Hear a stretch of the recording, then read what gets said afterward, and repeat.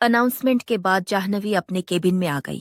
Cabin में आए कुछ देर ही हुई और वह माइंड में कंपनी को लेकर नई नई प्लानिंग सोचते हुए खुश हो रही थी कि कैसे वह कंपनी को ऊंचाइयों तक ले जा सकती है।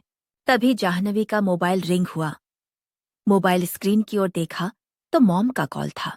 हेलो। हाँ मॉम, बोलिए, क्या बात है? जितना जल्दी हो सके घर आओ, कुछ बात करनी है। पर मॉम, आखिर बात क्या है? कॉल पर ही बता दो। जितना कहा जाए उतना करो, घर आओ तभी बात करते हैं। अच्छा ठीक है मॉम, आती हूँ। इतना कहकर जाह्नवी ने कॉल कट किया और ऑफिस से घर की ओर निकली। जाह्नवी घर आते हुए रास्ते में यही सोचती आ रही थी कि मॉम को क्या अर्जेंट बात करना है जो इवनिंग तक का वेट नहीं किया। जाह्नवी अपने घर पहुंच चुकी थी। वह सिर्फ एक घर ही नहीं था, एक आलीशान विला था जिसमें हर तरह की सुविधाएं इस तरीके से बिल्डअप की गई थी ताकि किसी भी प्रकार की असुविधा ना हो। उनकी कंपनी भले ही लॉस में चल रही थी, पर शहर में उनका रुतबा आज भी वैसा ही कायम है जैसे बड़े बड़े इंडस्ट्रियलिस्ट का रहता है। घर के अंदर एंटर होने के बाद जाह्नवी सीधे मॉम के पास गई। मॉम हाल में ऐसे गुस्से में बैठी हुई थी जैसे वह बस जाह्नवी का ही इंतजार कर रही थी। आ गई तुम, इधर आओ, यहाँ आकर बैठो। राजेश्वरी के बर्ताव में थोड़ा रूखापन सा था। हाँ मॉम, पर आपने अचानक मुझे क्यों बुलाया?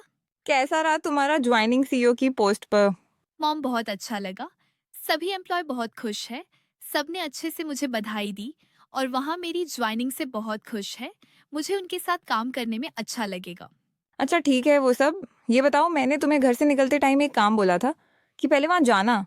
क्या हुआ उस काम का? क्या काम बोला था मॉम? मुझे याद नहीं आ रहा।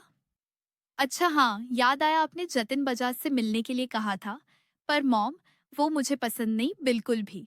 जब मुझे उससे शादी करनी ही नहीं है तो उससे मिलकर क्या बात करूंगी? जाह्नवी ने बिना रुके एक बार में पूरी बात अपनी मॉम के सामने रख दी। देखो, मैं तुमसे बहस करना नहीं चाहती। वो रिश्ता ही तुम्हारे लिए परफेक्ट है और तुम्हारी पसंद नापसंद के चक्कर में फैमिली बिजनेस का नुकसान नहीं कर सकती। इतना कहने के बाद हाल में थोड़ी देर खामोशी छाई रही।